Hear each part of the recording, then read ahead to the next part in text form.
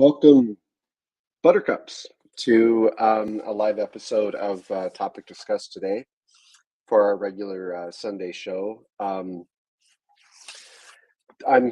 actually trying to experiment a little bit today with, so I just got new, I just received new, or I set up new internet at my house. So before I had TDS, which really what it did is a coaxial cable would come into my house and then plug into this modem, and then I would have Cat5, Cat6 network cables going out to the computers, including this computer that I'm live streaming on right now.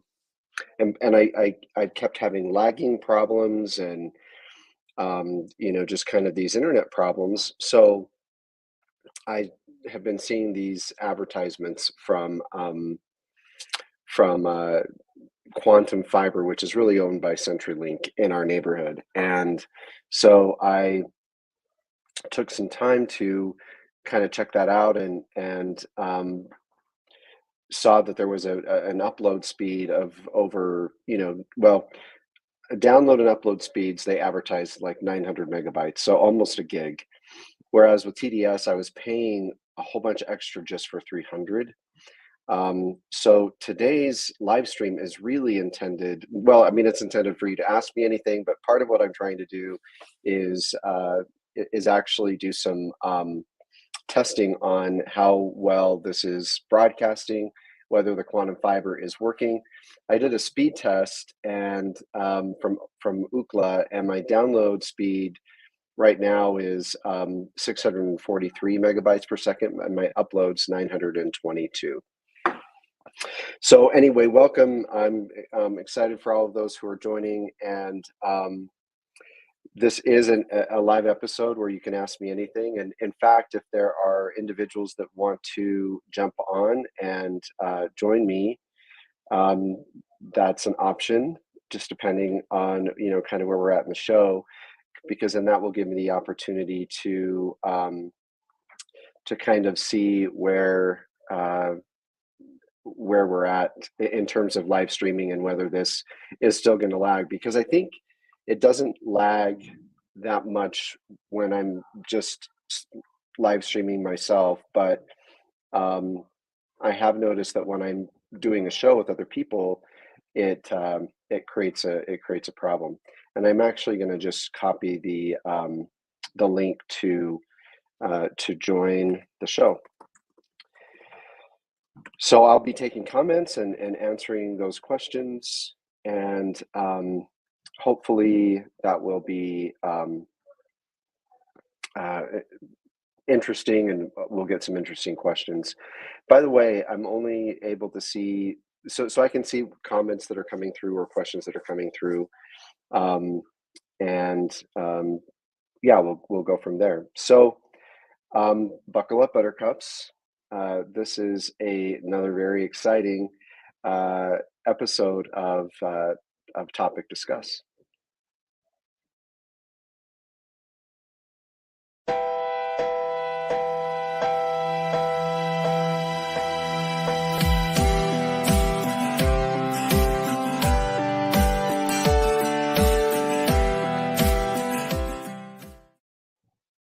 I would also love any feedback on that intro. I'm not sure how the sound is. Okay, here's where I'm looking for feedback. Am I lagging? So is this quantum fiber supposedly that is going to be working, really helping me? Number two, how does my sound? Because I've also had some audio problems.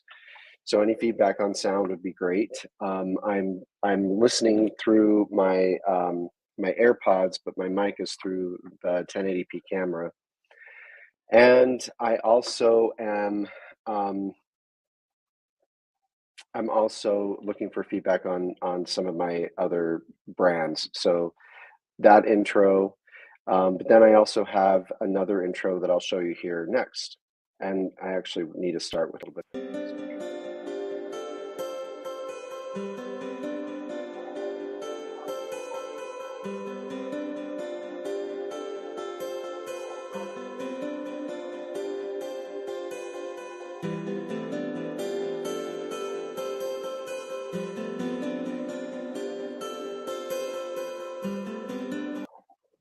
So that's another type of an intro. So here's just the two comparisons again. There's this intro.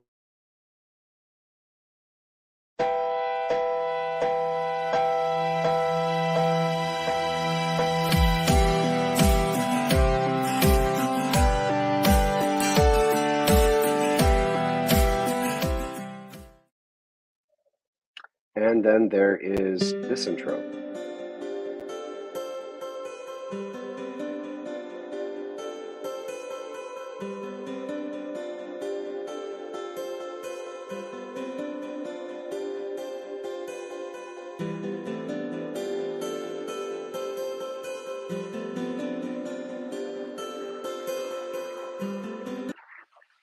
So those are the two different intros. Love you too, Derek. Well, I'd like to know who your scholarly person is today, but I appreciate you making a comment with the live show.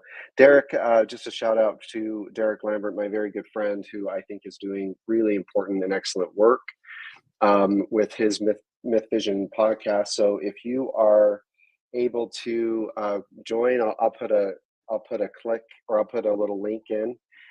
Today he's interviewing M.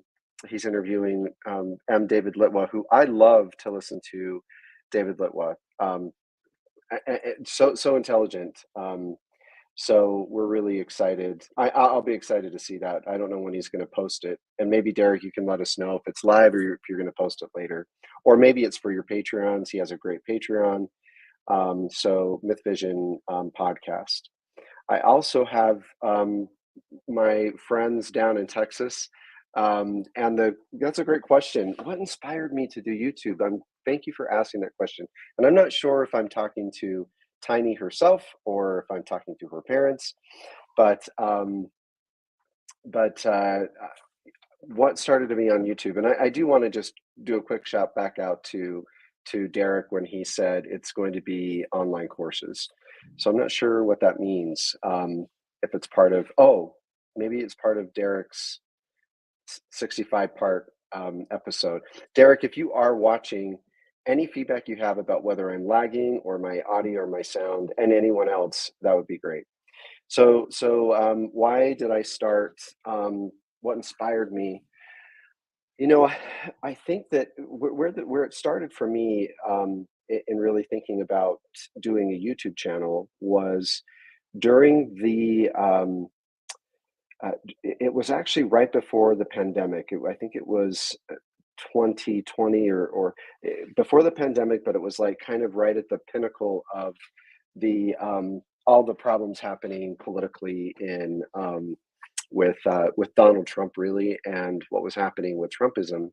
And I think especially what was really strange to me is how much vitriol kind of, I've grown up in Utah, and and I'm a member of the predominant religion, the Mormon Church in Utah, and I had always wanted I've always wanted our church to be separate from politics. I don't like religion intertwining with politics. But and for the most part, I feel like that I just didn't see it very much. I'm sure it was happening.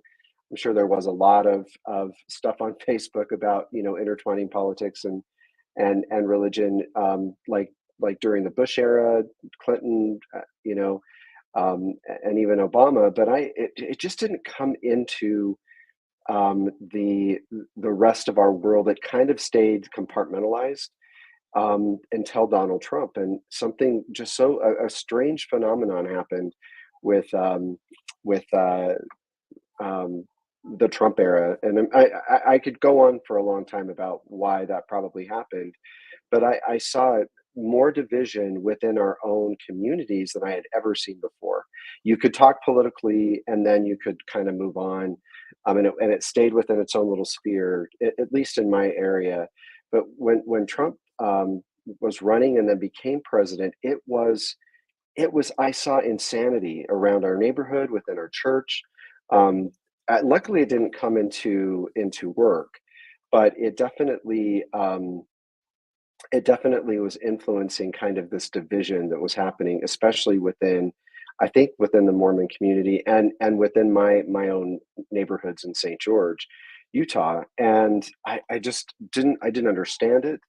And I wanted to kind of I wanted an outlet, to have a discussion about it with people in a way that like maybe, um, helped us rise above the political fray, because politics are really, in my mind, politics are opinion, number one, and number two, I feel like politics are the lowest common denominator in terms of our discourse as humans, and I felt like it stayed that way until Donald Trump. And so I started, my first podcast was actually audio, and it was called Healing the Divide. And you know, the guest that I had on, and my first guest was with Todd Purcell, and we really talked about what is it we need to do to heal the divide, so that we're not divided on something so, kind of sewery. Like, for politics to divide us, it's really sad, because politics are, I feel like, the deepest, um, uh, cesspool you can have.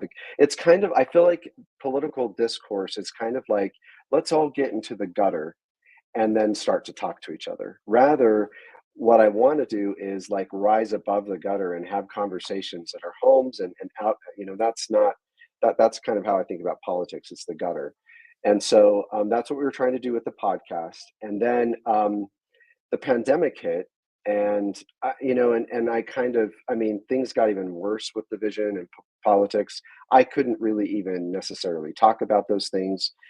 But what I found, and it was actually, I found that I needed a creative outlet, and especially during the pandemic, spending more time at home, and those kinds of things. And so I decided to actually start a YouTube, channel, and the person who inspired me, the way that he engages his audience and really keeps his discussions apolitical, was Derek Lambert. And also, I really liked Derek's style of an academic approach to religion, and really looking at all of the different, kind of, ideas that are out there, and then taking a critical scholarship approach to every religion, right? From Islam to Mormonism to Jehovah's Witnesses to Christianity. And he shared his own experiences, and I love, religion, and just talking about religious, history, and especially taking an academic approach. And so that really inspired me, the way that he talked, his authenticity. And then so I joined a couple of shows with Derek and a few of his guests, and I found myself so exhilarated through the process. I think part of it was I was getting to meet new people, but I also found that, like, I'm an external processor, and when I can externally process, and I can do that with a broader audience, it's very healing for me. And I kept telling Derek, Lambert, that this is so healing for me. So at first I kind of just would appear on some of his shows, but then, he taught me how to do my own. He actually, helped me to kind of figure out the best room in my house. He really likes the movie theater, so I started in the movie theater, and I'm in the so that's the what you see me doing now. But I'll tell you a little secret. Since the days that I started my YouTube channel, um, I needed to set up a better studio where I was plugged into the Ethernet, so I could do 1080p streaming and better lighting. And so I actually, am not in my movie room anymore, but it looks like I am. I'm actually in my own YouTube studio that I've created in my basement, with a green screen, and I figured out how to make it look like I'm in my movie room. So that's a little movie magic for the Share family who might be watching. So that's really what inspired me. And then what I found, as I was kind of creating the YouTube channel, is it just became fun and challenging because I started to learn um, how to gain followers, and I kept kind of getting paralyzed with starting my channel, thinking that I had to have some kind of a niche. And I mean, if you want to make a ton of money on YouTube or in social media, you will need a niche. But I didn't go into this for any money, right? My revenue stream is really hit and miss, and sometimes it's $2 a day, sometimes it's $25 a day, sometimes it's 50 cents a day. So anyway, there are definitely ways to make money. People like Derek and other friends of mine on YouTube definitely do this for their jobs. Um, but for me, it didn't have anything to do with money. And so I started to really enjoy, but I did enjoy began enjoying the challenge of figuring out how to get more people to follow me. I started out, I forget when I started. I think it's not even been a year yet. I think I started a year. Actually, I think we are at a year. Like we could make this a year, our first 1 year annual or year anniversary for topic discuss. I'd have to go back and look, but so I think it's been a year, and I have, I don't know, something around 5,000 subscribers. But I really started to learn how to create kind of a small group of people that will follow and want to watch the show and those kinds of things. And I never did. I still don't want to niche down. I feel like I kind of have tried that a couple of times. Like, I've had a few episodes when, that have maybe been kind of really kind of getting into politics, and specifically, the Republican Party and what's gone wrong with the Republican Party. And that just started to really grate on me. And so if you see, sometimes you'll see that I'm not on every Sunday. Usually I try to be. When I'm out, it's oftentimes because I have burned out on a topic. And so I do need to talk about a variety of things. I don't think I can ever really niche down. And I don't need to, I don't care to, because the reality is, it's just not my style, and not necessarily that important to me. Um, And so I'm just kind of looking through for some more. I have several questions coming through, but Tiny's Kitchen and Crafts. I do want to mention Tiny's Kitchen and Crafts is this is another thing that I've loved about YouTube and really having a channel, is that I meet people, and help people. So Tiny's Kitchen and Craft is my friends, Scott Share and Joy Share. They had their daughter, um, asked for my help, which is the sweetest thing in the world. To start her own YouTube channel, which is now Tiny's Kitchen and Crafts. I highly recommend that you go watch her channel. I'll put a link in, for that as well, so that you can go watch her show. Um, and I'll tell you, she's brilliant. She's very, very smart. She had all of her stuff prepared. Um, I don't think she gets any of that. I mean, I my best friend growing up, one of my best friends is Scott Share. I hope Scott Share's watching right now. But when I would listen to his daughter, when she would talk to me about how her plans for her YouTube channel, I was like, "Hey, this is not Scott. It's not coming from Scott. This is probably more Joy, in terms of just her. No offense, Scott, but just her intelligence and her ability to really be articulate, and not so much a goofball like my buddy Scott is." So that's kind of answering that question. And thank you for being a member of the channel, um, Tiny Cat Crafts. Um, so I'm just gonna take a drink here because I am thirsty and a little bit tired.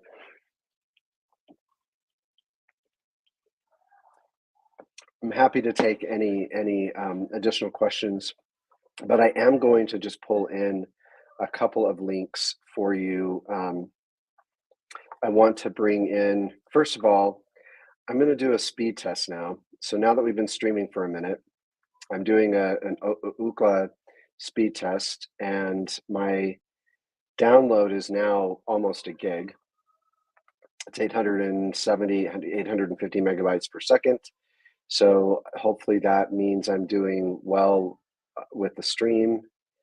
And my upload is a little slower. It's still in the 800s, but before we started the stream, my upload was closer to 900, and now it's about 891. In fact, I wonder if I can just share what that looks like. If I can share my screen.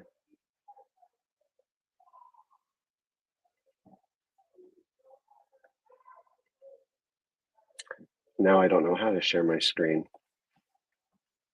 I have to unlock this stupid computer to give access to Google Chrome.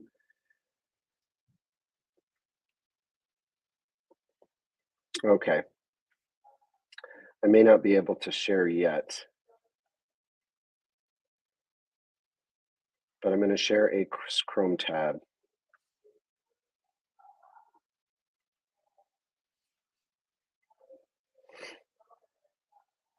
So this is Ookla,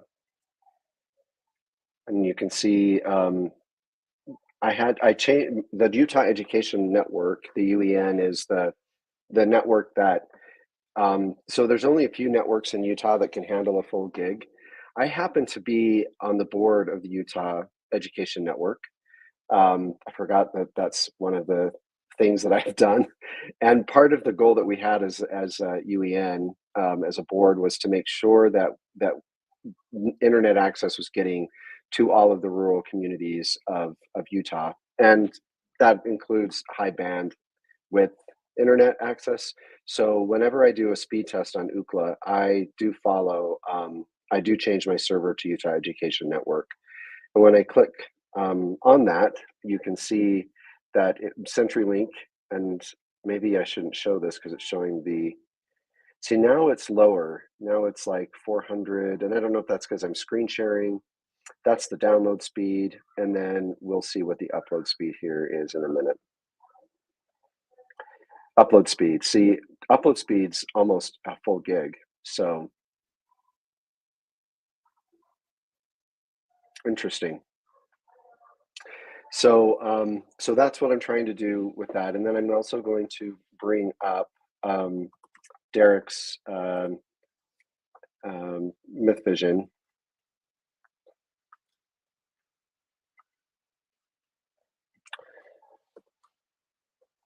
Myth Vision podcast.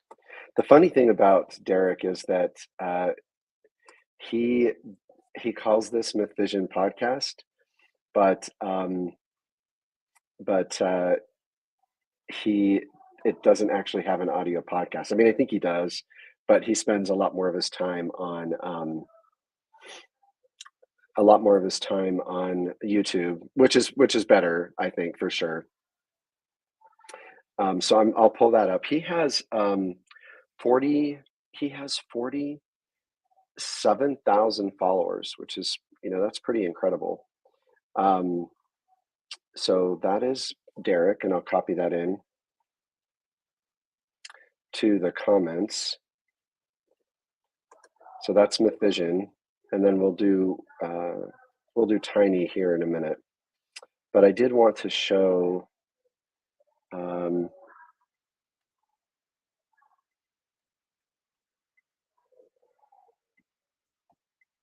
not as fast at sharing like Derek is. So there you go. That's Myth Vision, and you can see and I'll just kind of mention a few things. So he, for example, I just listened to his discussion on Paul Ellis the other day, who really has really interesting insight regarding Jerusalem and the city of Islam, because in the Quran it really talks about the city of Islam being Mecca or some other kind of Middle Eastern Saudi Arabian city. But I think what we learned here from Paul Ellis and Derek is that all roads are leading back to Jerusalem as the city of Islam. So anyway, those are the kinds of, and these are incredible scholars that he has. I'll just say Bart Ehrman. He's been able to talk to uh, Scientologists and high up leaders in Scientology have left. So you can just see a lot of his information. There's a couple other people actually. I want to also call out Gnostic Informant. This is another friend who I think does really great work as well.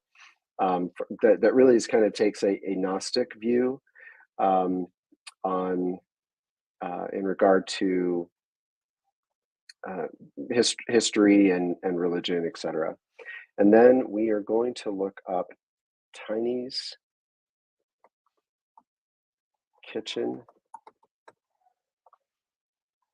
And I forget, she was Tiny's Kitchen and Crafts. Now, Tiny is I think a gerbil. And here it is, Tiny's headquarters, kitchen headquarters. And I can't remember if Tiny died.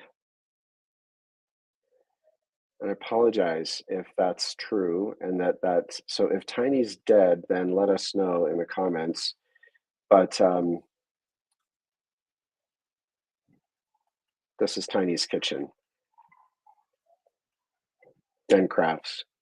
So this is the little gerbil or hamster. I'm not sure. Oh yeah, Tiny the hamster is perfect to spice up your day. He's a lovable, adorable hamster. And I think I don't know when she last uploaded, 13 days ago. You can see how to make a cupcake, Tiny's Kitchen giveaway, craft desk tour, dollar store makeover. But what I'd like to know is from Tiny's Kitchen and Crafts, did Tiny die? And if Tiny died, we want to know about it, and that would make us sad. So go check out Tiny's Kitchen and Crafts channel, and go follow Tiny. So then, any other comments that you have regarding kind of the audio and how the audio is sounding? Yes, I like to drink Coke Zero. Now I'll tell you why. So when so like many years ago, probably before I was married. So I mean, I don't know. This was probably 27, 28 years old. I was really trying to figure out, how to lose weight. And specifically, I had started working out at the gym with my friends, and I mean, I wasn't like morbidly obese, but I was trying to figure out how to gain muscle and lose fat, and get abs and all that kind of thing. And what was interesting is that what I wanted to figure out was how to really like cut my body fat percentage down. And so my friends and I were trying this low carb diet or carb free diet completely. And I loved soda. I loved root beer and Sprite. And I also, so the way that I kind of got away from snacking on treats was through drinking. I just found, and I'll blame my friend Ashley Conover for this. And her name back then was Ashley Entz. This is for her. I'm blaming on her. Because she was a Diet Coke drinker. And so I was like trying to get off of all carbs. And when I needed a snack, I just found that there was an artificial sweetness, right, from Diet Coke, and there are no carbs, no sugars. And so it didn't, Diet Coke or diet sodas do not spike your blood sugar, which keeps you, now there will be people that will tell me that there are other bad things about diet drinks, whatever we want to talk about there. Ask me anything. But what I did find is that it kind of satiated that urge to eat a sweet. And so I got kind of like, I just started to really like Diet Coke. And then what really turned in, so I started using it as kind of a snack that was calorie free and didn't, spike your blood sugar.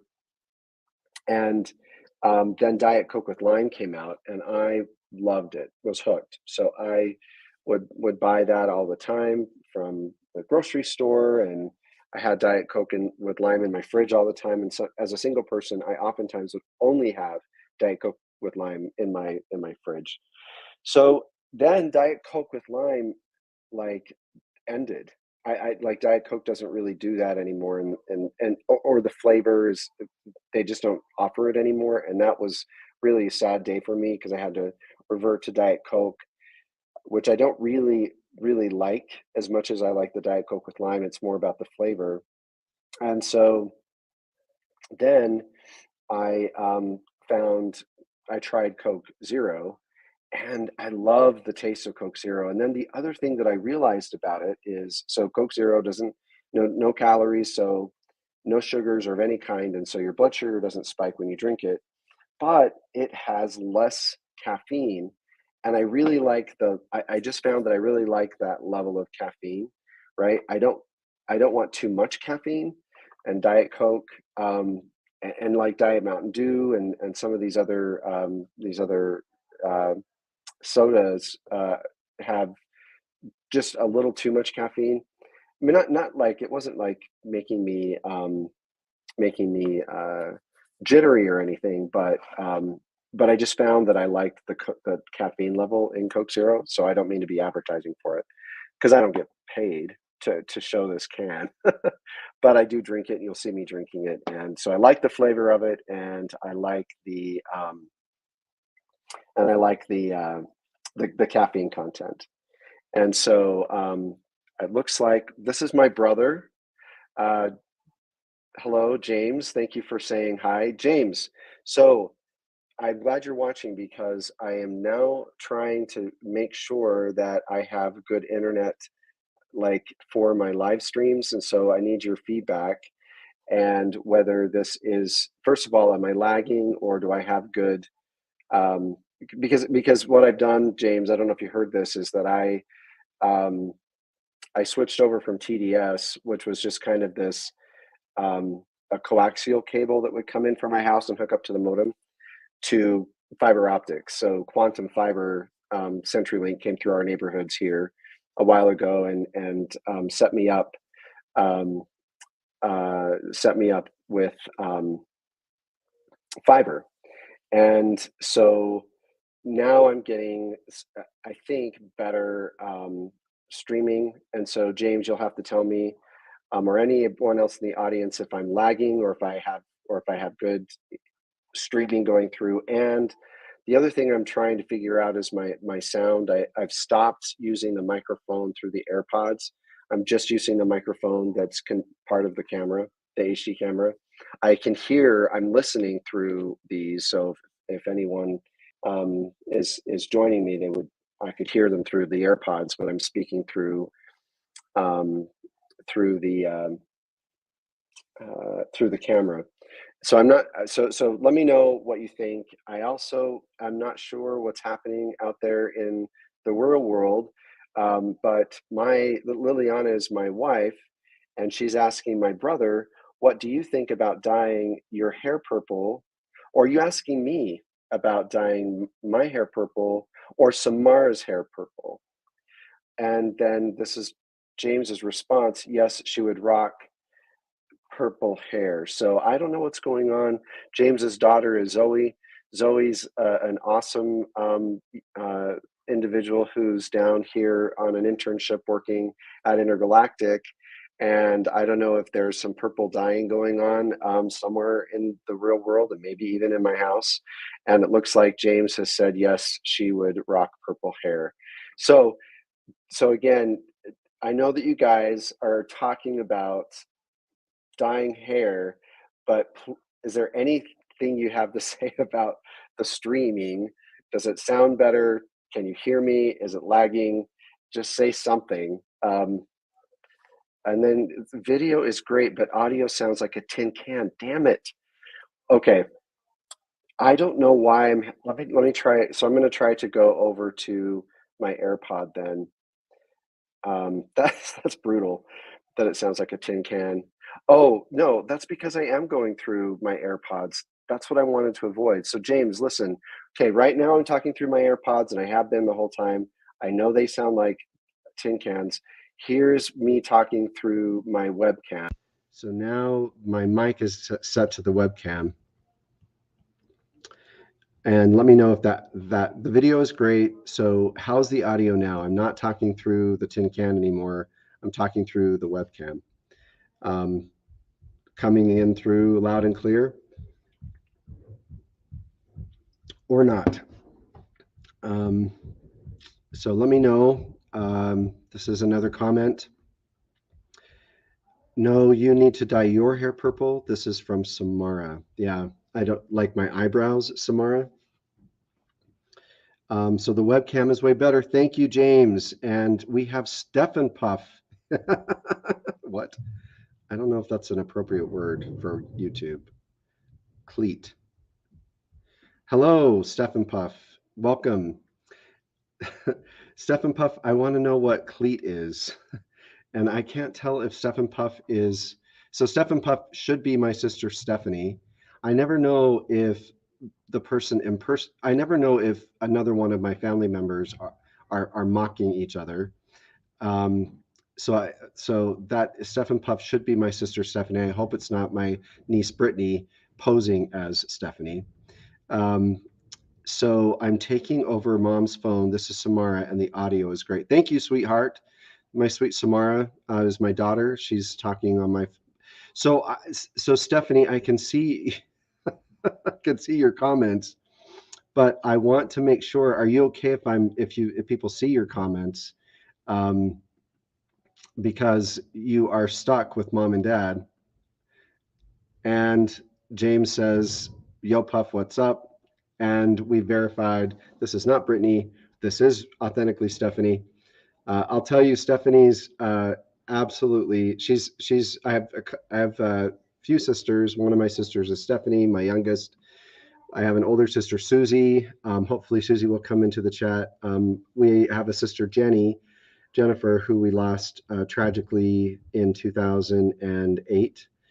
And I'll tell you, Stephanie is absolutely hilarious. I've always wanted to try to get her on my show because I think that she'd be hilarious just to talk about random things. But Stefan Puff is my sister, Stephanie. And I don't know, Stephanie, if your picture there is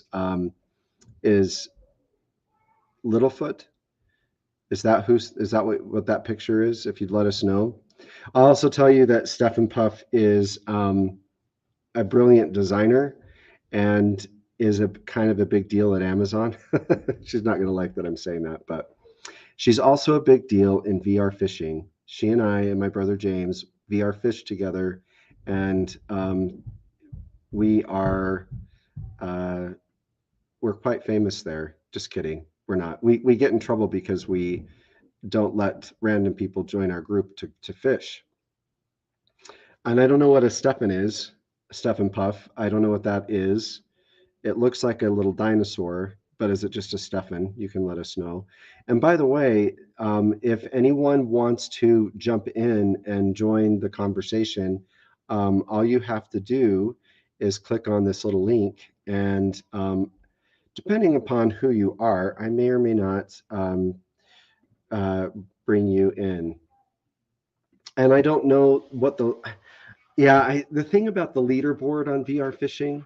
So VR fishing, for those that don't know, it's a really fun game, and it's something that it's a virtual reality game, and you wear a headset. We use Oculus, and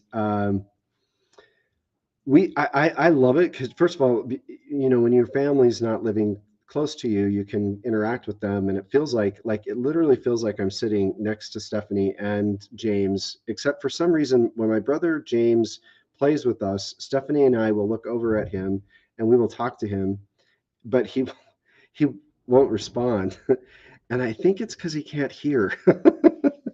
And I don't know if that's the reason, James, but I think he's a little hard of hearing on the VR. So anyway, it's a blast because I feel like I'm with my family, my brother and my sister. And when I look over, it's a little avatar of them. And we are fishing. We fish throughout the United States and in Korea. We also fish in the ocean. We catch sharks. And we have fish tanks in our little cabins. We have boats. So but to get on the leaderboard, I just don't think I don't think that is very important. And here's why. Because I think to get on the leaderboard, all you would be doing, I think, is fishing. I think that's the only way. Now, maybe we want to take on the challenge of getting on the leaderboard, but then I think we lose the real fun of what we're going fishing for. And I think it's to hang out together as family virtually, even though we don't live that close to each other. So that's why I think about the leaderboard. Stefan is an inside joke with Britt and Logan. I know that it's an inside joke, but what's that picture? Is it a dinosaur or what's a Stefan? So we'll let you think about that. And no, James, I don't know what it is. I don't know what happens, but Stephanie and I will be talking, laughing, and we will look over and we will say, "Hey, James," and you just are fishing. You're just fishing.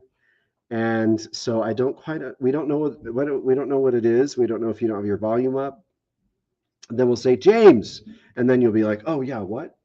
But and by the way, I will tell you about VR fishing. That is the other thing that's amazing to me is that my brother James, his little avatar. I don't know how he did this, but it looks just like my brother. And so you see this little avatar that looks just like him, and then you hear him right in your ear, and you're like, "Oh, this is really cool and really fun." Yeah. Oh, yeah. Samara, I love hearing about your fishing, Dad. Do you really, or is it? See, here's the thing about my daughter Samara is that she's a fan of mine, but she is also my number one bully online. So she bullies me on TikTok. And so I don't know if her comment right here, love hearing about your VR fishing, Dad. I don't know if that's mockery.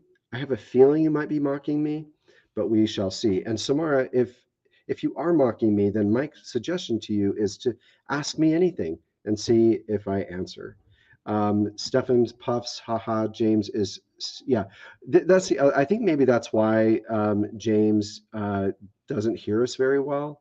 Uh, I think you, James, you really get into it. Like you're a real fisherman, like in real life, and so you know how to fly fish, with the different reels. So I think you might get really into it, and maybe you're not listening to us. And Stephens, did you guys go for beignets? Oh, you're in New Orleans. My sister Stephanie, or Stephen Puff, is in New Orleans, and maybe we can get a report on what it's like there. And Samara says, "I'm your number one fan. Buckle up, Buttercups." Yes, you are. I would say definitely you're my best friend. Samara, you are number one fan. That does not mean you are also not my number one bully. Stephen Puff. Oh, Clifford. That's what it is. So Stephen Puff is a dinosaur. Uh, I don't know. Oh, this is so funny to me. So Clifford the dinosaur is from a show with Martin Short, and maybe we'll have to do a review of that a little bit later. But that I forgot about that. It's a dinosaur. So you waited in line for an hour. How were the beignets? And how's mom and dad handling New Orleans? Um, I'd love to have some beignets as well, but I am trying to. So I had this. I don't want to eat beignets unless they're really good, because I think can be a lot of calories and maybe not worth it. But I'll eat them if they're high in calories, but they have to be worth it, right? I kind of think about calories like spending money, right? You have limited money, your bank account. So you want to spend that money on stuff that you really like. So you'll have to tell us if those beignets were really that great. I know that or worth the calories.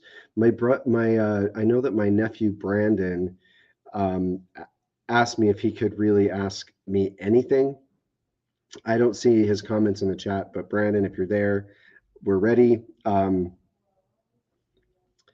But you know, so one of the things that I'll say also about doing a video podcast is you know it has like opened up a community of like new friends that for me that maybe I wouldn't have otherwise met. Oh, and yes, that another comment came through. Yes, they can be controversial questions. Just know that I have the right to not answer the question, but you can definitely ask me anything. And so I'm actually just going to pull up for the audience what we're talking about with Clifford, the dinosaur,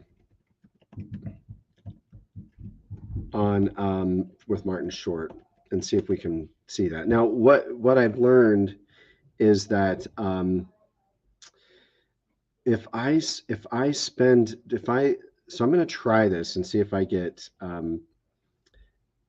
hit with a little demonetization, and I don't know that I really care that much about demonetization. But Stephanie, I'm going to bring up, or Steph and Puff, I'm going to bring up here Clifford the dinosaur clip. So here we go. You with Dinosaur World, it's a sick thing. You're obsessed with this dinosaur world. So that's Martin Short, and he's obsessed. So my son Roman is obsessed with dinosaurs. So Samara, I wonder if we need to watch this. Stephanie, I'm going to ask you, is this movie okay to watch with kids? Because first of all, that face of Martin Short is hilarious. But second of all, I forgot he was so obsessed with dinosaurs. And Roman Keikoa is obsessed with dinosaurs. So Samara, maybe we should think about this, watching this. So we're going to go back to beignets for just a second. We can go back to the dinosaur show. And she said they were worth the calories. Those beignets were worth the calories. And then, yes, we need to watch this. It does look like Roman. I wonder how much more I can show without getting demonetized. Should we try? I believe the dinosaur world is the only place where a boy like me can be happy.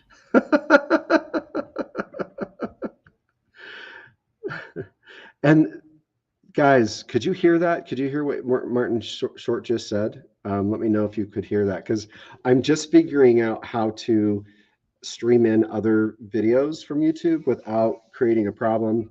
So let me know if you could hear what Martin Short just said. But that was hilarious.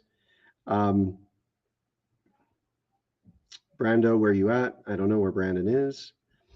But come on into the live chat and enjoy some time with Topic Discuss.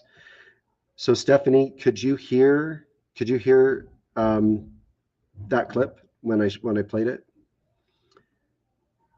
You can't remember. Oh, so Samara, you did hear it. It does sound like Roman. Should I play a little bit more and see if I get demonetized, get kicked off?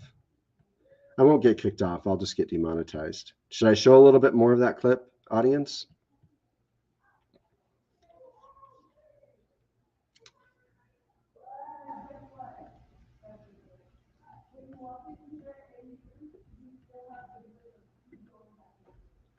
We can talk about that or not. We can do more.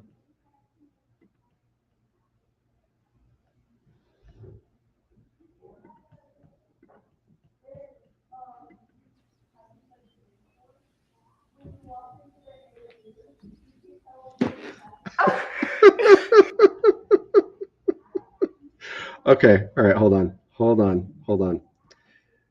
Wait, hold on, guys. I just love it. I love this clip. See, I didn't really.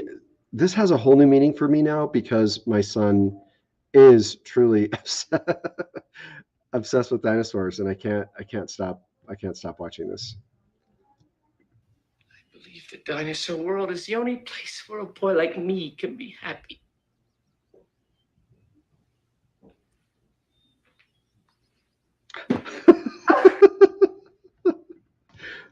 All right, we're watching that movie.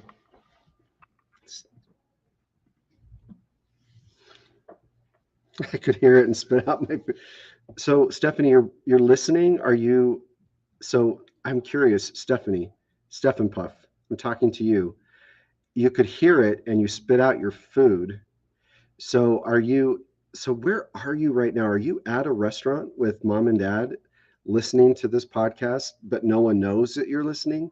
I think that's what I want to know. Like, I can imagine you being at some restaurant in New Orleans, and you're listening.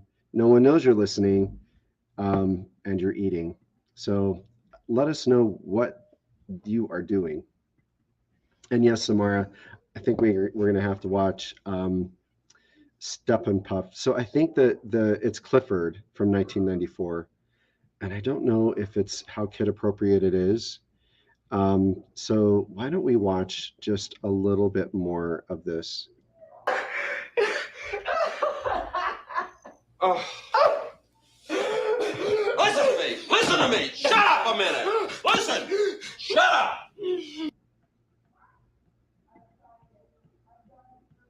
I don't know. That looks hilarious, but I'm getting a little bit worried.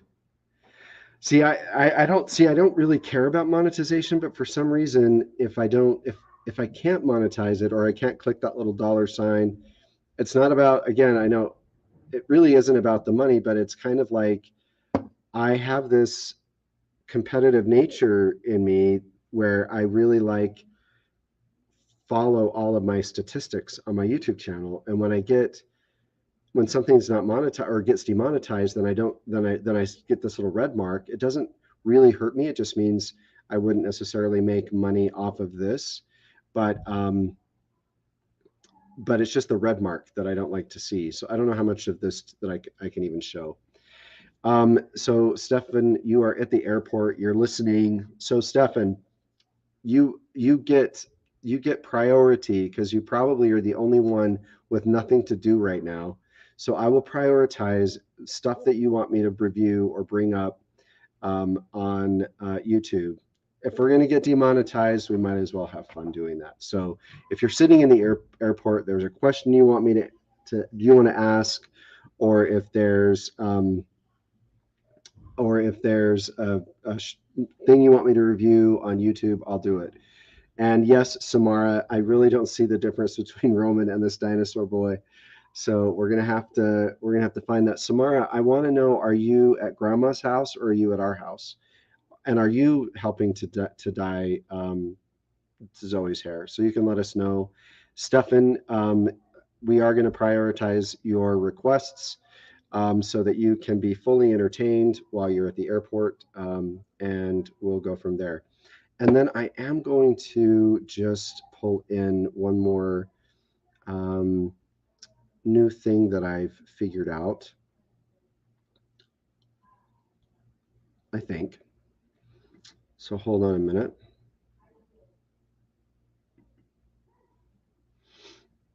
If I can find it. Recents. No. I may not be able to find it.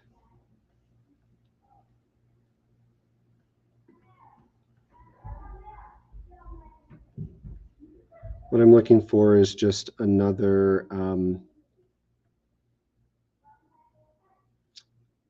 another thing that I worked on today for the podcast that I was going to upload and show you and get your feedback, but I don't see it. Or maybe it's this untitled design. No, okay. well, we will look at our comments.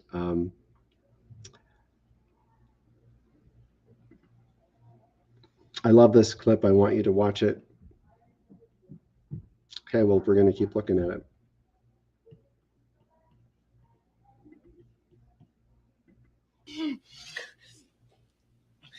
You listen to me? Will you listen to me? All right. Okay, so my comment here, I just want everybody to pay attention. Okay, so look at the little dinosaur that he's holding. And he loves that dinosaur. Don't put the dinosaur on me like that. Just leave the dinosaur over there. Just leave the dinosaur over there like that. I'm trying to tell Oh, good grief. you something. When I was a little boy, you know, you touched the dinosaur, I'm gonna kill you. Steffan wanted to stand here. Give me the dinosaur. Okay, Samara. I hope you're paying attention. So that green dinosaur that he can't let go of is his name is Steffan. So your cousins, your diabolical cousins, Brittany and Logan, decided to name your Aunt Stephanie Steffan Puff because Steffan, you know, does sound like Steffan Puff. So I just want you to notice that that is Steffan Puff. That is her name. That is Stephanie's nickname. So that is just so you have the reference. And I do think that Roman has a dino just like that. So I have a few other topics that are coming through. If you just, I'm going to follow up on a couple of different things here. So I am interested in talking about Johnny Depp.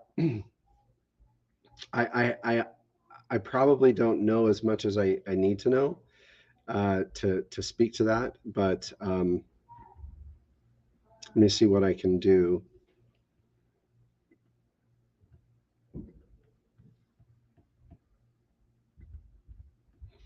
All right, so this is our question that's coming through right now.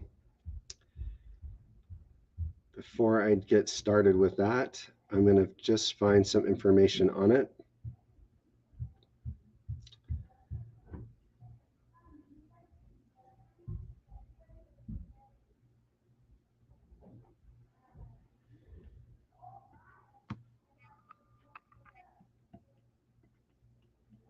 Hang in there. Don't get bored. I know I'm being quiet for a little bit here, but it's because I'm slow.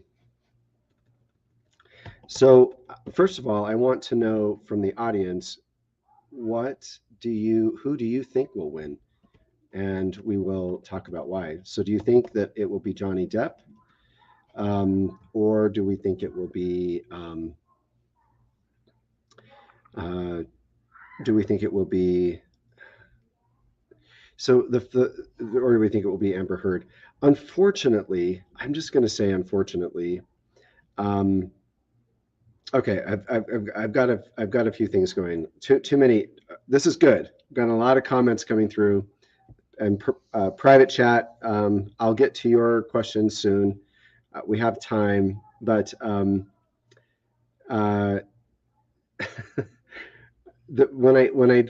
I hate this. Like, my least favorite person on podcast right now is Ben Shapiro. And when you search, will Johnny Depp win? All that we see is, or the first thing that comes up is Ben Shapiro and his stupid podcast. Luckily, and the thing is I have this little algorithm that I can follow, where obviously this goes back to my competitive nature, but you can see here, this information here on the right is it just shows how Johnny Depp's, or not Johnny Depp's, but Ben Shapiro's channel does compared to mine. And so apparently it's a high competitor of mine. I'm not, I mean, he has millions of subscribers. He's not really a competitor, but that's how it shows. And I hate it. And also, I'm just not I'm not interested in Ben Shapiro's crap. Okay, so another comment, you think that Brittany is Martin Short. So I'm going to finish the clip. So we have a lot to get through on our live stream. So I'm going to finish the clip with Steffan Puff, and then we are going to go back to the Amber Heard stuff. So let me get to the part we missed.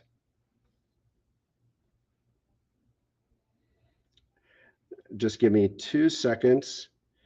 We're going to get Steffan Puff. And I want you to pay attention to this. I do want to take a little bit of extra time on this.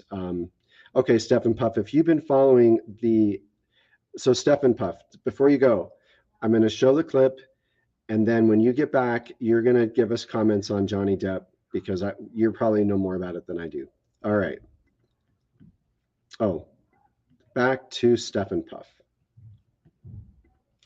So you guys, I want you to pay special attention. What's hilarious about this is the way that Martin Short interfaces with that little green dinosaur named Steffan. All right. All right.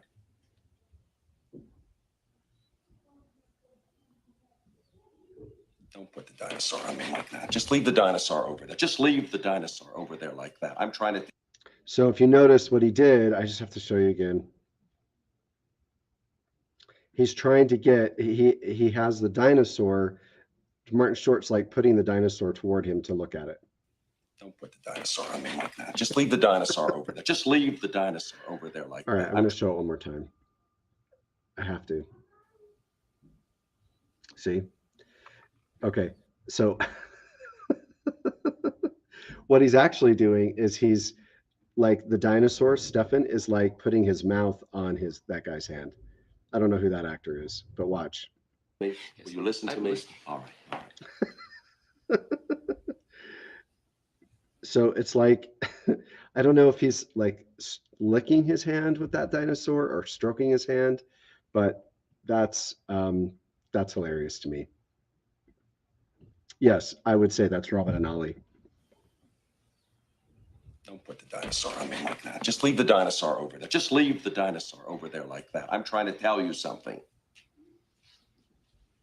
When I was a little boy,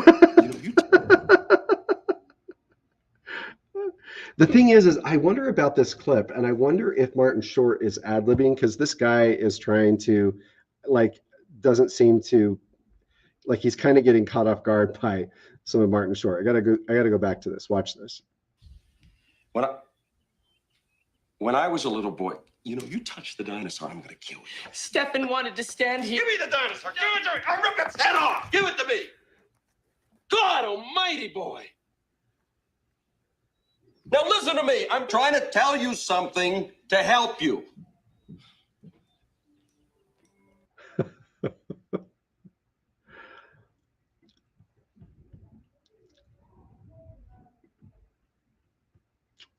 I don't know. It's too funny. Clifford, I'm trying to tell you something about when I was a little boy growing up in Chicago. All right? So this is Clifford. By the way, this little boy's name is Clifford. My daughter Samara thinks this is her brother Roman. There was a great amusement park called Riverview. Did your father tell you about it? Yes. I thought that was the only place where a boy like me could be happy. But my father... And by the way, Dinosaur World is an amusement park. And so Steffan Puff, we're just continuing the clip, but I'm just explaining who Clifford is and the dinosaur park that he's obsessed with, which is called, the dinosaur park is called Dinosaur World. My father never took me there. And then one day, They tore it down. Now, this is Martin Short playing Clifford. If anyone knows, put in the comments if you know who the other actor is who's talking to him. Before I ever got to go there. I understand how you feel, Clifford. You do? Yes. Does it ever get easier, my Uncle Martin? Not really. All right, now listen to me. Listen to me. My Uncle Martin. I love it.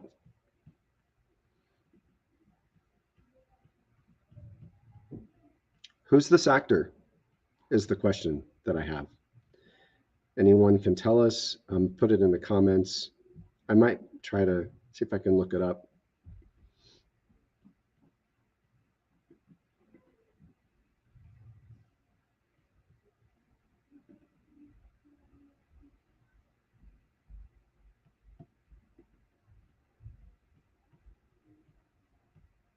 I don't know. We'll just keep watching. Here's the deal. You go to your room, write a confession that I will take to the police, and I will not send you back to your parents. And you tell Sarah that you and I are the best of friends. We are, aren't we? Shut up. So, Samara, I'm realizing this scene is a scene of you, your Uncle Martin, and that little boy is poor little Roman, and you're bullying him and saying, shut up. That's what I think's happening. All right. But if you even look at me funny, if you do one thing that I find weird, which is, you know, like your middle name, see, you're doing it right now. Can you just act like a human boy for 1 minute here? Look at me like a person. You can't do it for more than a few seconds. Look at me like a human boy. Don't mess around with me. You're going to be back on that plane. You understand me? I understand that I love you. Yep. Samara, I'm just going to tell you, this is you and Roman. Poor Roman. He just loves you, and he just wants to be friends with you. All right. Let it go. Let it go. Let it go.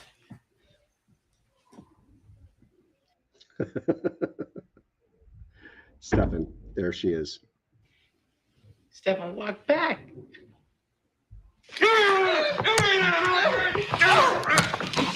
He says, please don't hurt him. He's the only one left in his family. All right, you know something? Take the dinosaur and go to your room with the dinosaur. I don't want the dinosaur. You take the dinosaur. Go ahead. Write your confession. Yes. Pretty soon there won't be anyone left in his family.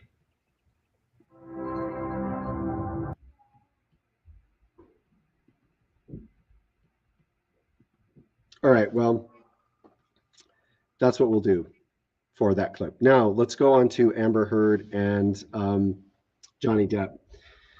So I think the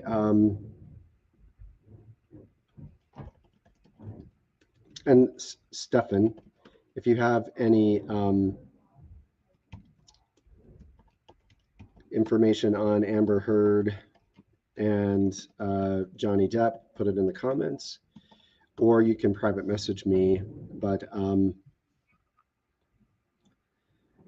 what I know about this case is that they were only married for, I think, just months. I don't think they were married for very long. But they had a longer relationship. They were together, I guess, for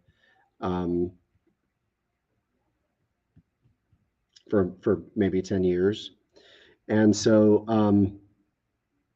there's a defamation case brought by Johnny Depp against the ex-wife Amber Heard, who I think she was an Aquaman, but they seem to have had a very toxic marriage that's on display, obviously, in these court cases, which I have to say, like, I know that that's not good. I know it's sad for them, but I would much rather be hearing about the toxic marriage between two, stars than political rhetoric, right? So this is far more interesting, a lot more fun. the relationship began, like I said, probably 10 years ago.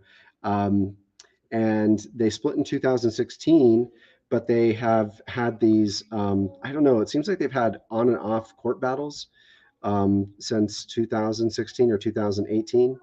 Um, and I think she even like made statements in interviews that she was a victim of domestic violence, even though she never actually mentioned Johnny Depp's name.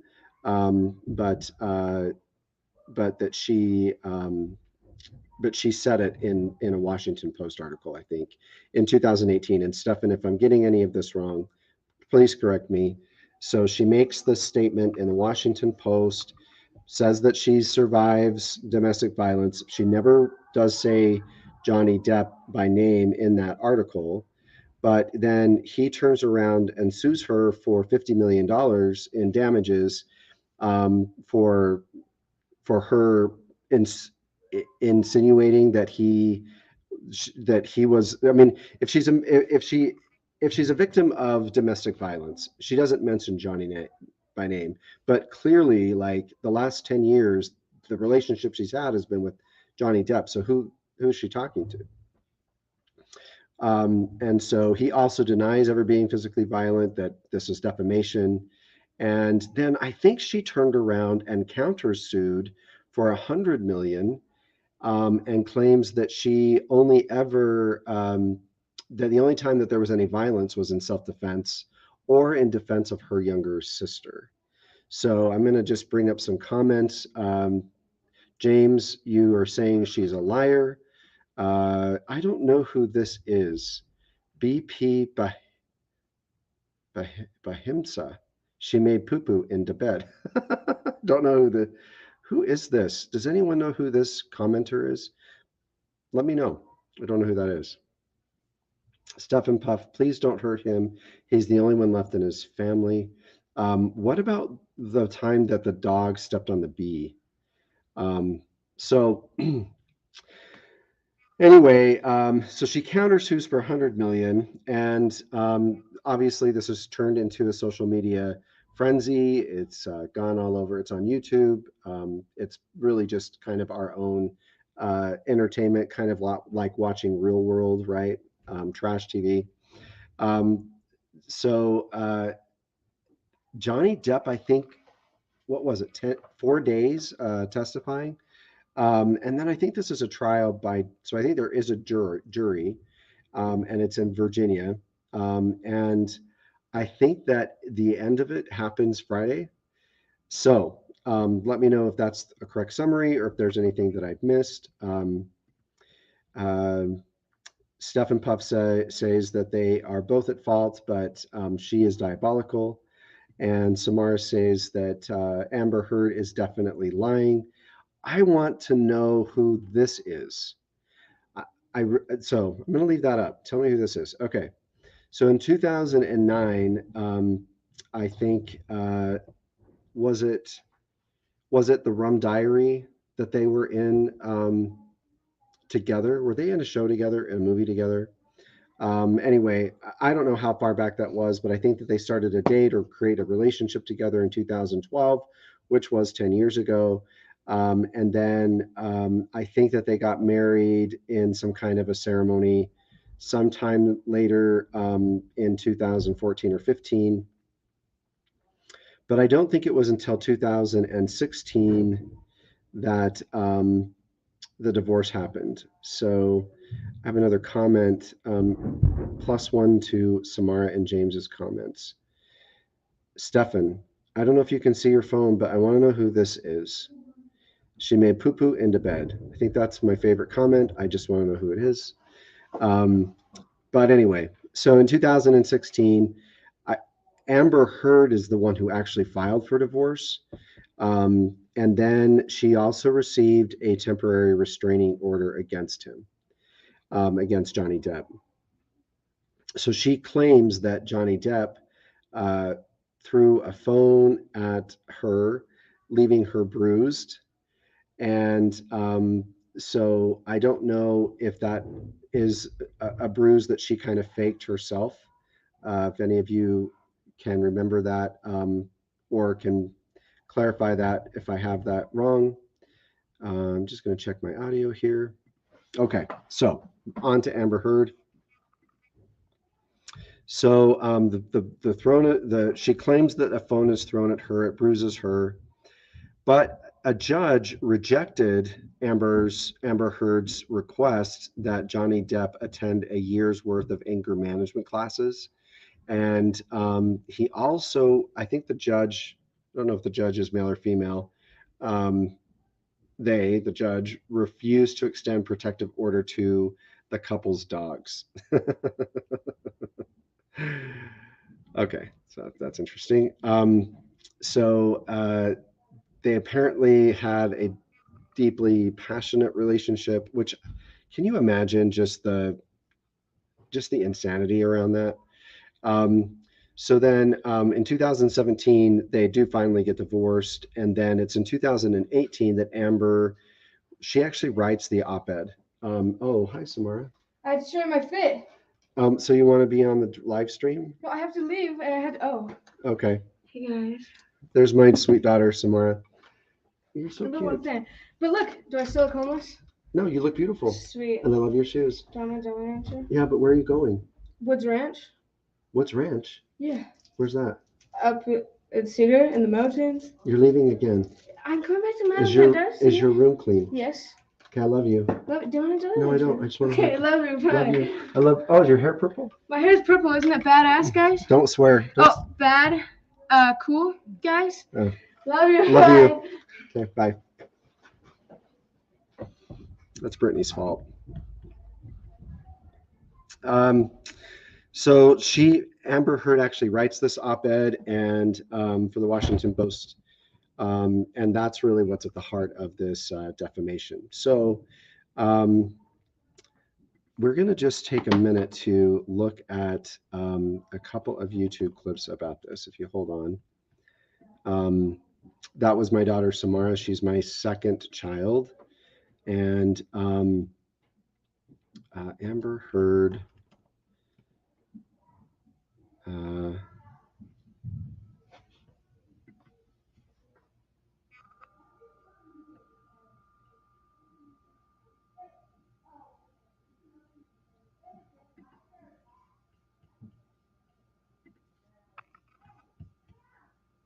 We're just pulling up a clip.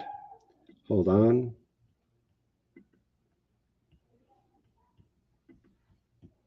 And here we go. And at first it was just to throw something, smash some things. It loves to smash up a place, an apartment, furniture. That's what it started with, glass. So it's weird to me, just kind of watching this with her. I mean, who knows anything? I don't know anything about Johnny Depp. Obviously, none of us do. But I'm curious about, like, yeah, James, I love her purple hair too. I think your daughter's getting her hair purpleized, but I'm not sure. I'm not sure what's going on in this house. Anything could be going on. But we do love Zoe and we love spending time with her. But what's interesting about this, I'm just curious about whether we all think that Johnny Depp loves to break up a place, right? Like when she says that, you have to kind of think to yourself, so is she running around, or is Johnny Depp, every time he goes into a new place, he smashes it up? Every time he goes in a in a hotel room, does he smash up the hotel room? That's really an interesting kind of comment that she makes right there.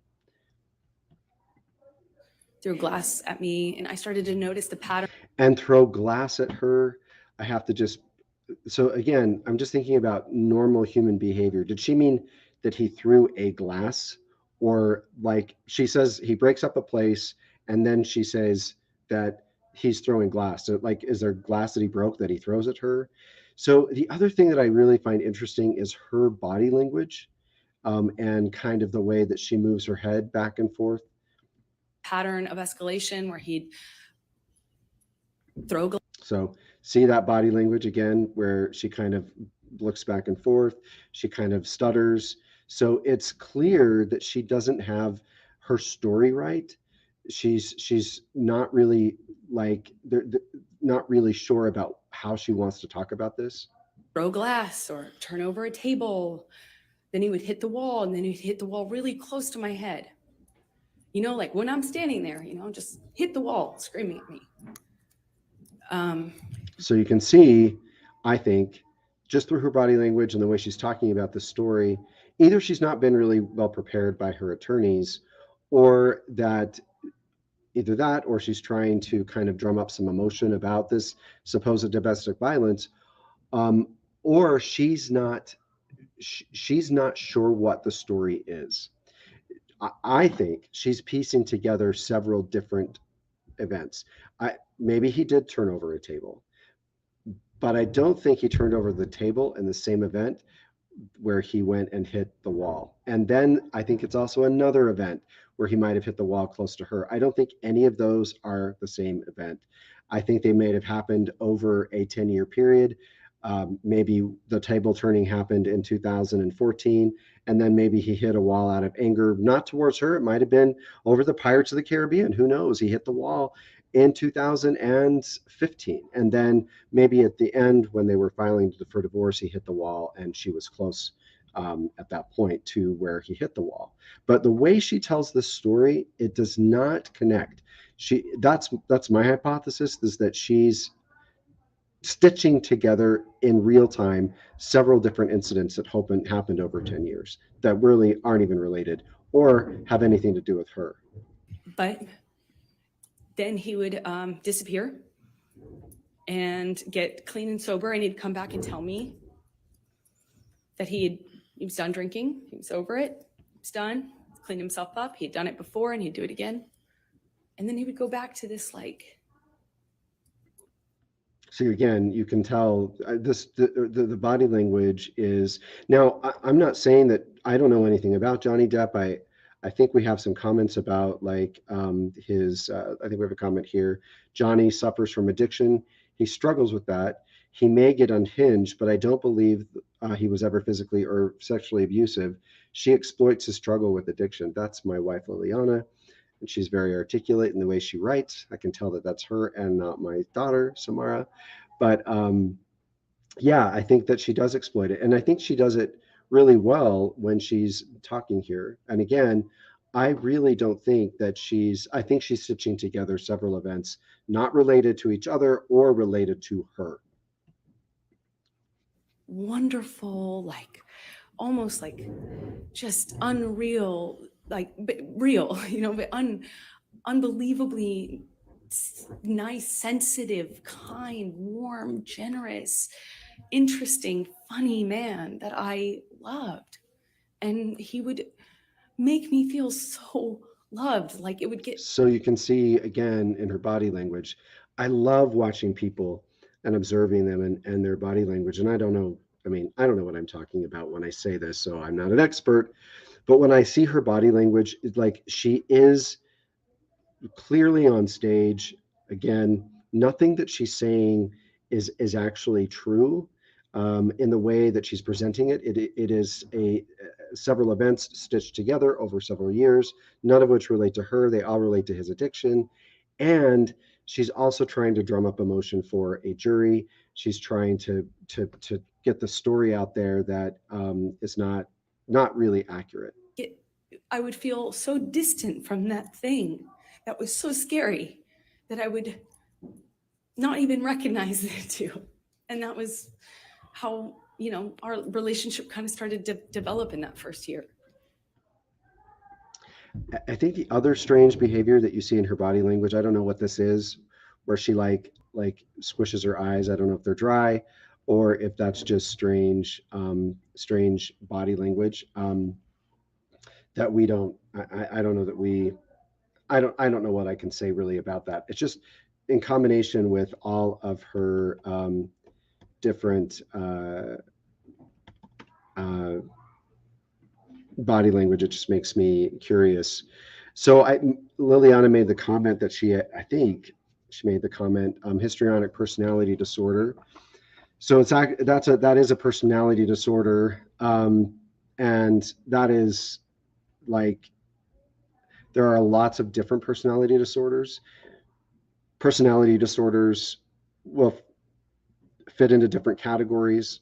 So sometimes you might hear borderline personality disorder, or you might hear, narcissistic personality disorder. I always worry that we overuse these terms, because you may have narcissistic traits. That does not mean you have the actual narcissistic personality disorder. We use it really too often, like we know what we're talking about when we really don't. A personality disorder means that your behavior and this type of personality, and the behavior that's exhibited from your personality is disruptive. It disrupts your life. It disrupts your relationships. And that's really a key component of any personality disorder, is does it disrupt your relationships chronically? Does it disrupt your ability to do activities of daily living?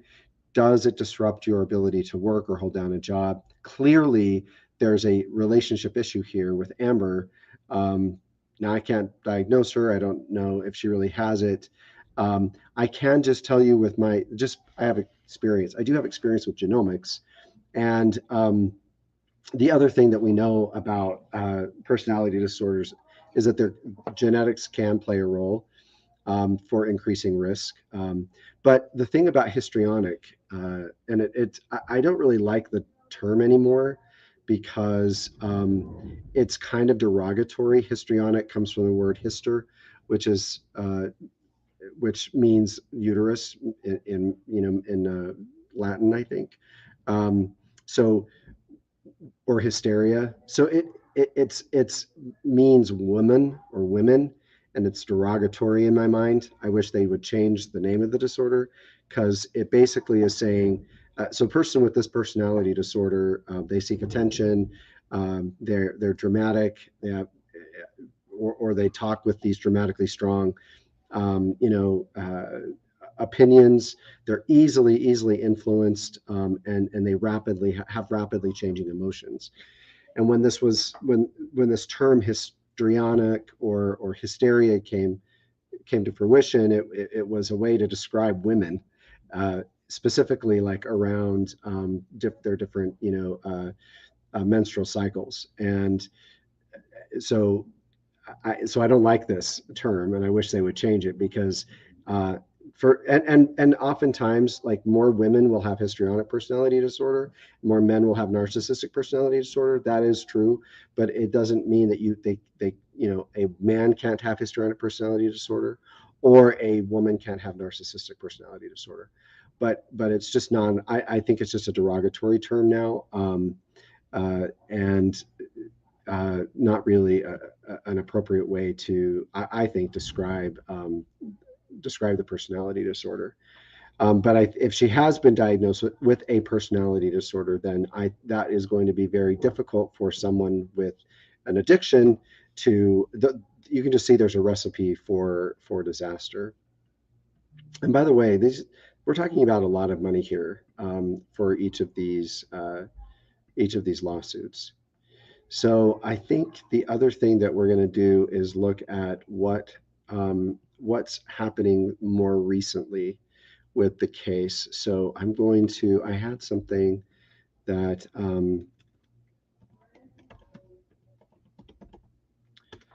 and I'm sure that you've all seen these, but I think the closing arguments were interesting. So I think we can pull that up for a second. And if there's any other topics that you want to bring up, then we can do that as I pull up this clip. And I think we do have a comment. Yep, another comment that has come through. Dr. Curry, a forensic psychologist, diagnosed her with histrionic disorder, but I might be wrong about bipolar. Oh, she's also bipolar. So she has a lot going on, which is going to make it really difficult for both her and Johnny to have a relationship. Again, you can ask me anything. We can continue to talk about Amber Heard, or I think the question really, the topic was, who do we think will win? So I do want to address that. Like, who do we think will win out of Amber Heard and out of Johnny Depp? And this is totally opinion, totally for our own entertainment. None of us are attorneys, so who knows? But let's have some fun and check it out. Check out the closing arguments for Amber Heard's closing arguments.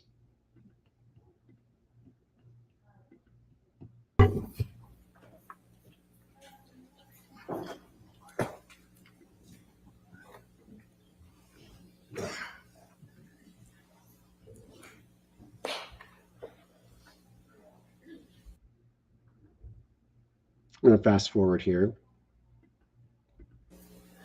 And you cannot simultaneously protect and uphold the First Amendment and find in favor of Johnny Depp on his claim. You simply cannot. You have to decide, should someone be able to write an article like that in the United States of America without being sued successfully, without having to go through the hell that Ms. Heard has gone through? Okay, so this is where I will bring in my opinion, and I'll try to put some links. So to some previous episodes about the our First and Second Amendment rights that he's talking about, especially the First Amendment with freedom of religion, freedom of the press, and I just the thing here is this is true for both religions, and it's also true for the media and the press. What our founding fathers were attempting to do was to categorize rights between positive rights and natural rights. And there's confusion. Natural right, our founding fathers, James Madison, Thomas Jefferson, others would have said, a natural right is the right that you naturally have given to you by God. Now, what creates confusion here is that people will misinterpret that to mean that it's protected by God, that a natural right has some God-like protection, and that is not what a natural right means. It just means the right that you have naturally as a born human being. That's all that it means. Now, the founding fathers might have said, yes, that the Creator gave you those rights just because there's a belief that you're created by God, but you don't have to believe in God to believe in natural rights. An atheist can also understand natural rights, that those natural rights are given, that they're just part of being human. So I'll give you an example of a natural right. Having an opinion is a natural right, right? So if I have an opinion about Amber Heard and I think it, then that's a natural right. I have that ability, regardless of whether there's a government that can support me in that ability or whether I'm a citizen of a nation.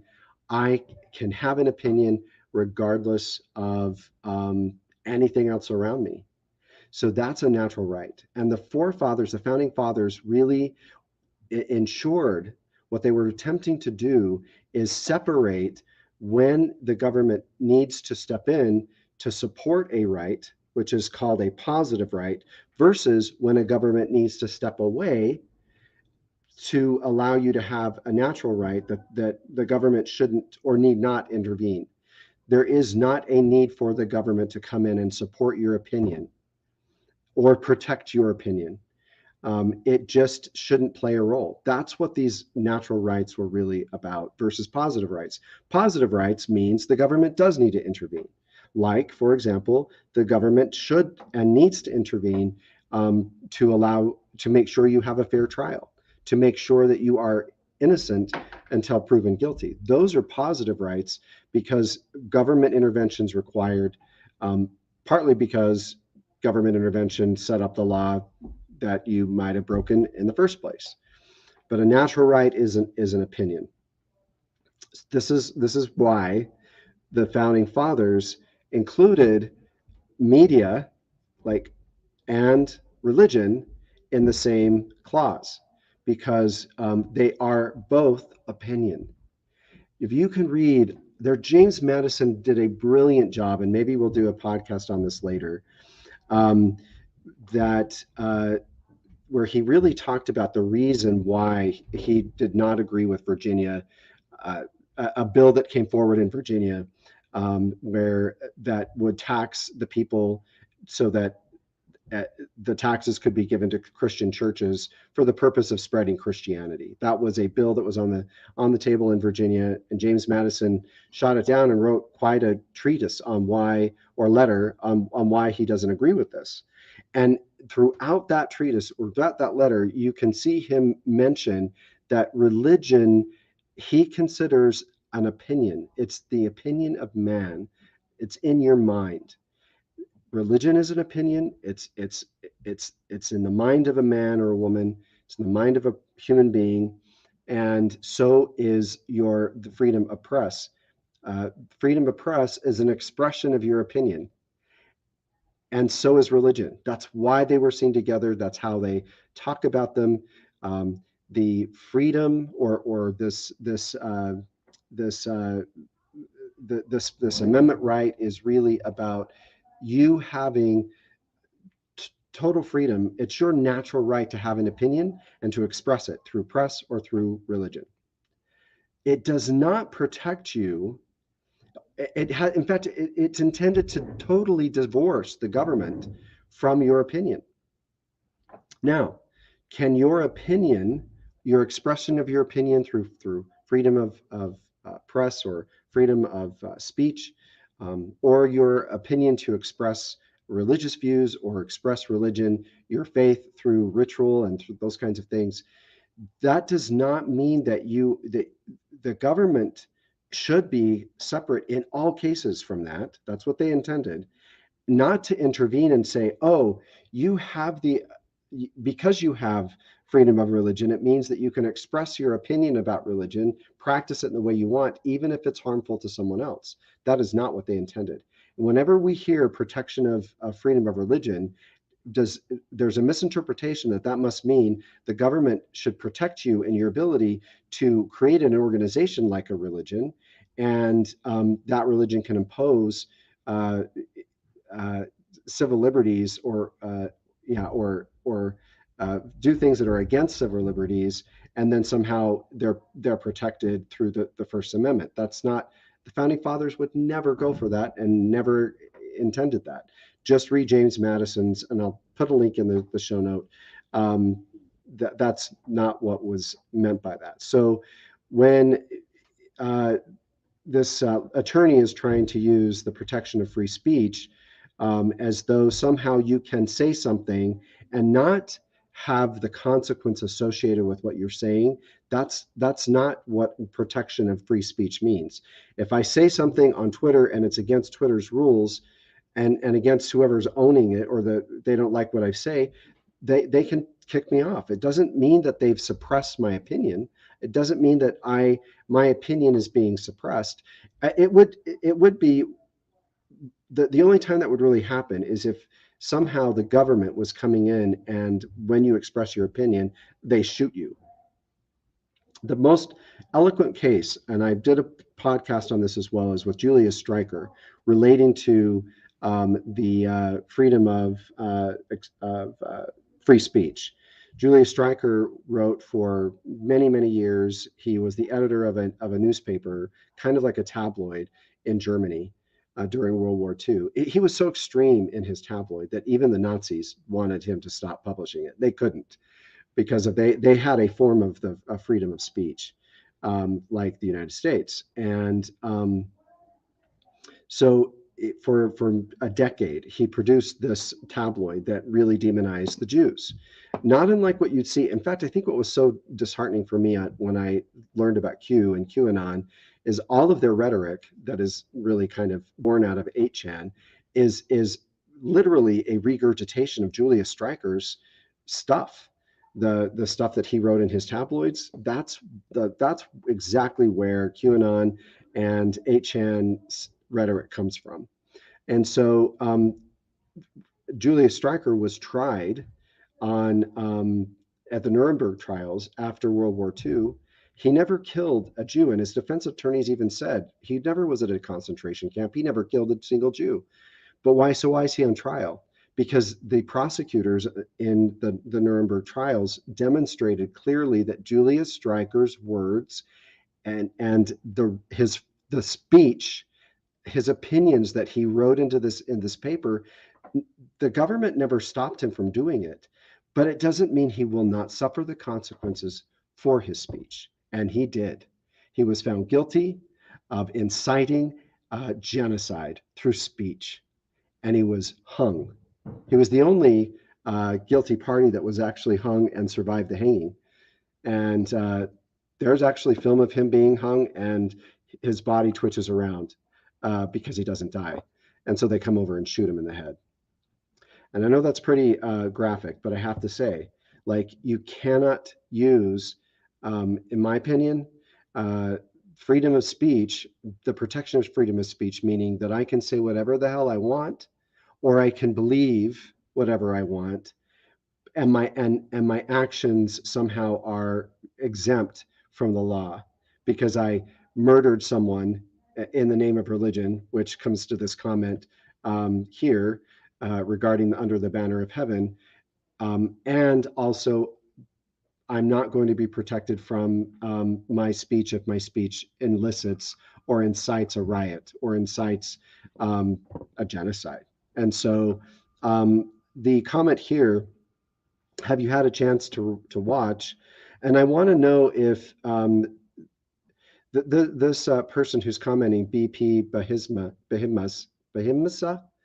I don't need to know who you are. I'm just curious if you're one of my family members. If you're not a family member, I won't worry about it. But I'm wondering if you're Brandon or if you're Brittany or someone else. But if you're not, and you're just one of our regular followers, then I won't call you out about who you are. But have I had a chance to watch Under the Banner of Heaven? And if so, how do I feel about its portrayal of Mormonism? And I have a whole bunch of Mormons watching, so we can see what they have to say about this. So this is a great question, and I'm actually going to pull that up. I love these questions and these comments.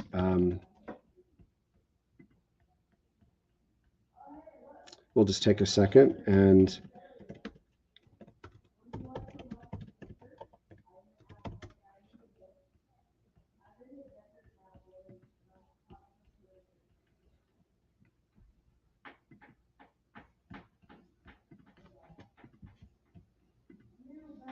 so this is Under the Banner of Heaven. This is when the police actually find Brenda, I think is her name, Lafferty, and her daughter murdered.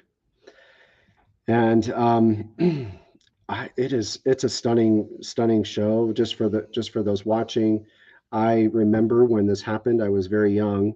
My brother, who made a comment here, probably would remember more, but it was in the 80s, and I remember my mom telling me about this murder that occurred with the Laffertys, because we grew up in Provo, which is not far at all from where this all happened. And I can remember my mom literally like making the Masonic sign of slitting your throat ear to ear when she told me about how Brenda and her daughter were killed. And I had no idea that also was a sign in the temple ceremony until the 1990s, I think. And so I didn't know what that meant. I just thought it was weird that she had like this sign that she used to describe how their throats were slit. So my brother James says, yes, I watched episode 5, and they did a great job showing how related to what happened during Joseph Smith's time. And I think that's probably what is really good about this show, that I actually think is a little bit better than the book, because I don't know what they've done here to portray. They've just done a really good job portraying church history.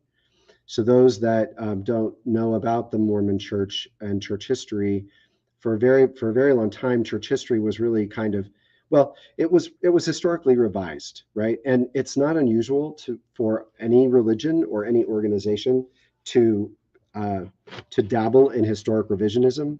We do it all the time because we want to either consolidate our story or we want to create an origin myth.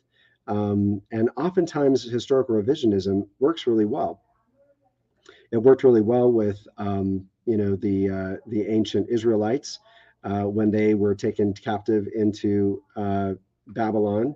Really much of the Bible was written during that time when they were captive in, or at least the elites were captive in Babylon, and it's there that the Bible really get most of it.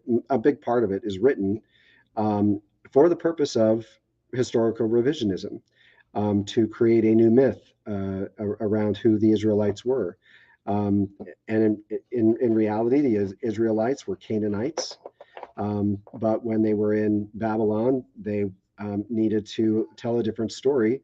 Then that's a whole different episode.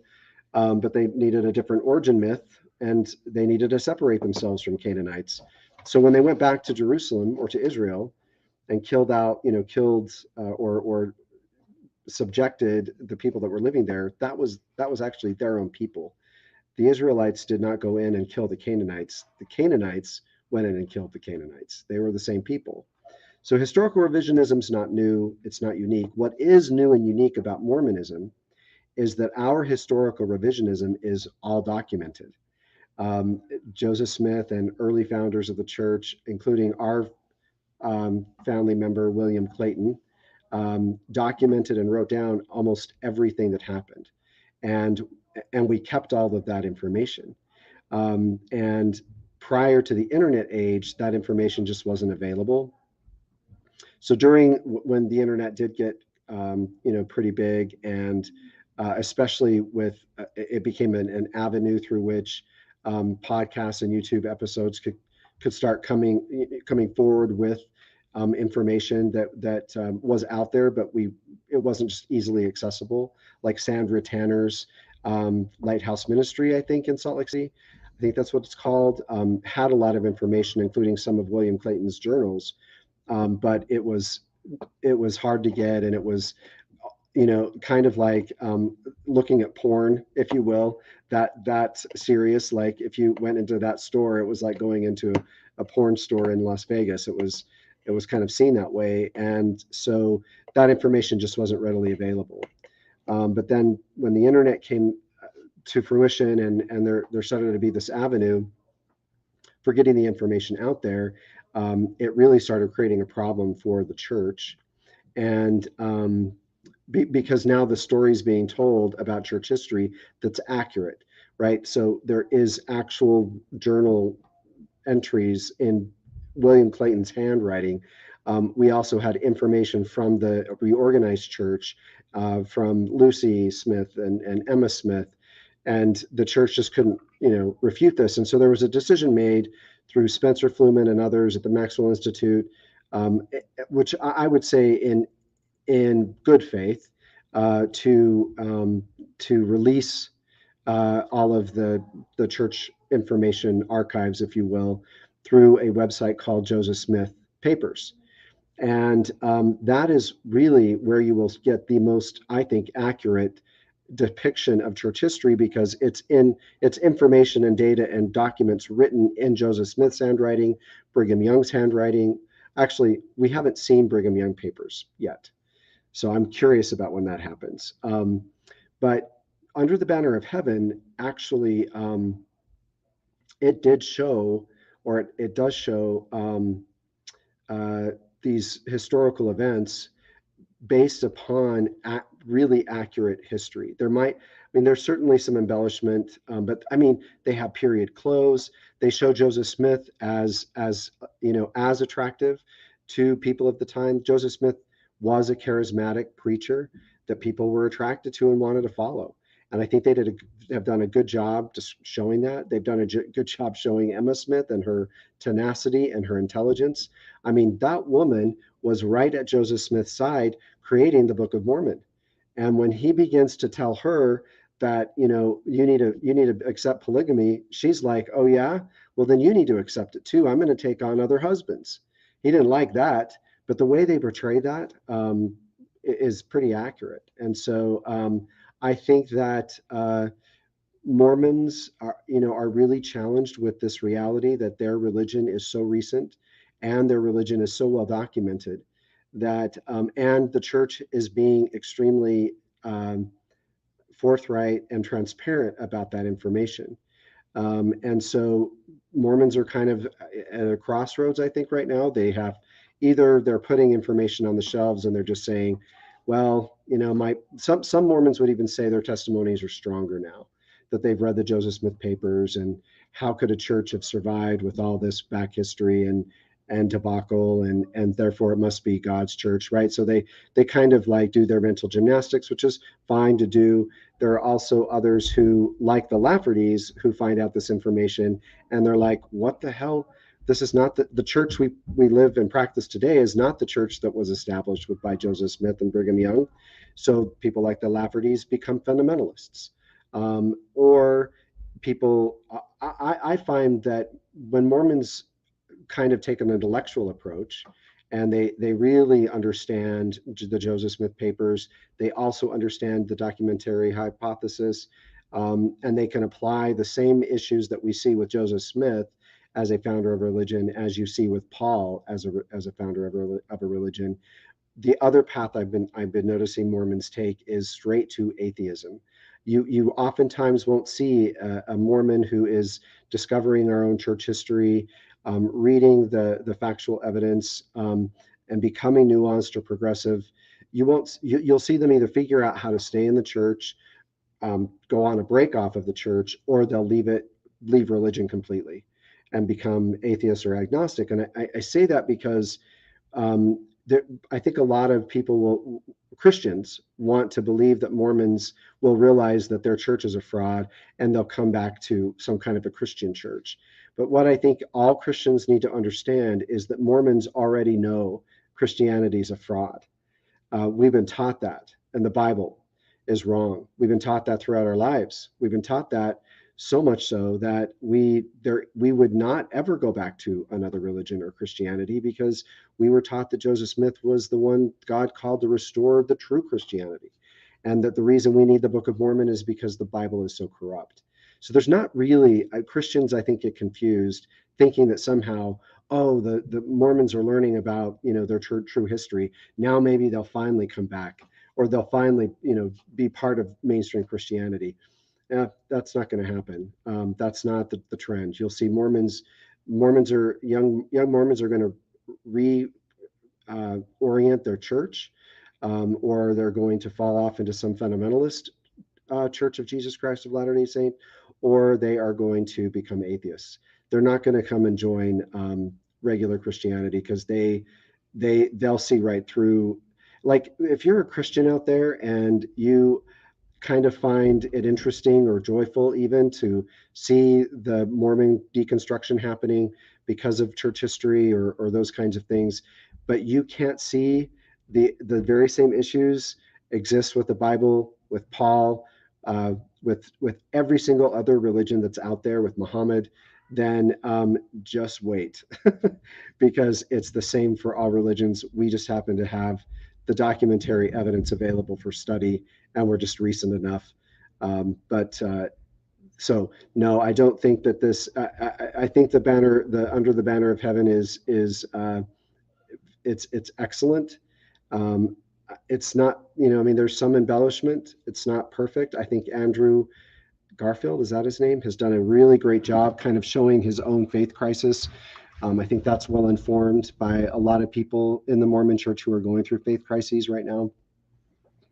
And when you go through a faith crisis, especially I think if you're Mormon, and maybe I'm being an exceptionalist by saying this, but when you are Mormon and go through a faith crisis, there are not a lot of pathways for you to go. Again, like, because of what I said, we've been taught already about the apostate condition of all other religions. And so it's important to kind of recognize that and kind of be sensitive to that. And recognize also that there are those who will watch Under the Banner of Heaven who will be highly offended by it. It shows some things in the show that is sacred to Mormons. And the one good thing, I think, not one good thing, but in fairness to Mormons, yes, it's offensive, but other religions like, Islam, where if, something is said badly about the Prophet Muhammad and you are a Muslim, then your life is in danger. But if you speak out about, the Mormon church and our church history, it's not that serious. And I'll tell you, it's becoming less and less serious. I think there was a time when there was kind of a cleansing of those podcasters who were speaking truth. I mean, here's an example. When DNA was really understood and discovered by scientists, and there were a couple of Mormons who wrote papers about DNA not proving that the Native Americans came from Asia, not Israel. And so the primary, the Book of Mormon people could not have been the primary ancestors of the Native Americans. A couple of those scientists were excommunicated for writing about that. I think that now, today in 2022, I think there's a lot less, especially under President Nelson's leadership, there's a lot less interest in going after people for, basically expressing their views based on science and data and evidence and facts.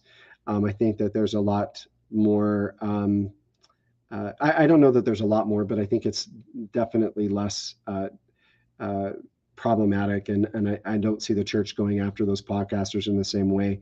Radio Free Mormon is a good example of that. He's pretty outspoken, but not excommunicated. Greg Prince is another example, excellent historian, but he's a member and not been excommunicated. So I think that the church, like all religions right now, are having to figure out what their place is in the world. Young people, millennials and younger, Zs, alphas, those generations are leaving like never before in American history, religion altogether. So I think not just the Mormon church, but all other religions are struggling with how to find relevance post-pandemic and mid 21st century as we approach the 2030s, 2040s, and 2050s. The thing that's unique about Mormonism is just how well documented our history is and how transparent we are being with those documents. And it's an interesting phenomenon, and we'll see where it takes us. So we are reaching our time frame here. We have a couple of minutes left. I really appreciate, I super appreciate the time that you've all taken to spend time with me today. It's meant a lot to me. I think this is a lot more fun than sticking to one topic. So if there are any other comments or topics that you want me to talk about before we leave, I'd be happy to do that. I also want to remind you that you can join the topic discuss. And if you look on the channel, you can click the join button and you can join as a Butters. And that is kind of Buttercups. Buckle up, Buttercups is what I say at the beginning of the episodes. So I split Butters and Cups into tier 1 and tier 2, and then a full Butter Cup as a tier 3 membership. Please join. I ask you that because it does help the channel. It actually helps create more legitimacy around the work that I do on YouTube. And so I split Butters, Cups, and Buttercups as 3 different levels. And I also like that the Butters level is a shout out to South Park. So there's a little character on South Park named Butters. So you'll get your own special icon if you join. So when you are making comments, you'll get your little Butters badge. So click that join button, subscribe, and my family who joined with us, I love you. very much. And it meant a lot to me that you took time with me to spend a little Sunday family time together, and also those other non-family fans. I loved having your comments and you joining us as well, and I hope you return. So with that said, peace out, everybody. Thank you for joining.